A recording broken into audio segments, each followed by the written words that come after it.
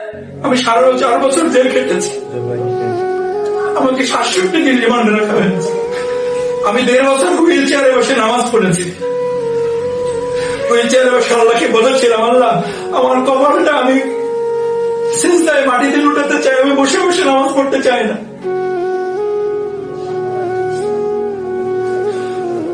আমার শ্বশুরকে জেলখানায় পিটিয়ে হত্যা করা হয়েছে।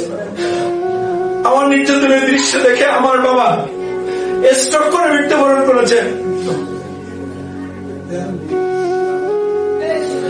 আমার 4র্থ সন্তানের মুখ আমি দেখতে পারি না। আমার 4র্থ সন্তানের জানাজায় আমি উপস্থিত হইতে পারি নাই। আমার 4র্থ সন্তানের কফিনটা আমি আমার বাবা ঘরে নিয়ে আসতে পারি নাই। আপনাদের এই সন্তানটাকে এত বড় সন্ত্রাসী বানিয়েছে। 20 লক্ষ টাকা তৎকালীন সরকার, পুলিশ প্রশাসন, ডিএমপি 20 লক্ষ টাকা পুরস্কার ঘোষণা করেছে আমাকে গ্রেফতারের জন্য।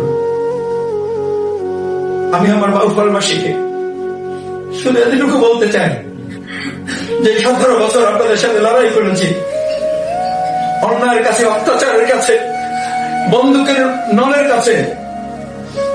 আমার 350 মামলা জামিন করতে লেগেছে মাত্র 7 মাস 8 মাস। আমার বের হইতে হয়েছে 4.5 বছর পর। আমি প্রথমবার বের হয়েছি, আমাকে গ্রেফতার করে আবার নিয়ে যাওয়া হয়েছে মিন্টু রোডে। 3 দিন 4 দিন 5 দিন রেখে আবার মিথ্যা মামলায় আমাকে ঢুকিয়ে দিয়ে আবার রিমান্ডে নেওয়া হয়েছে। তৃতীয়বার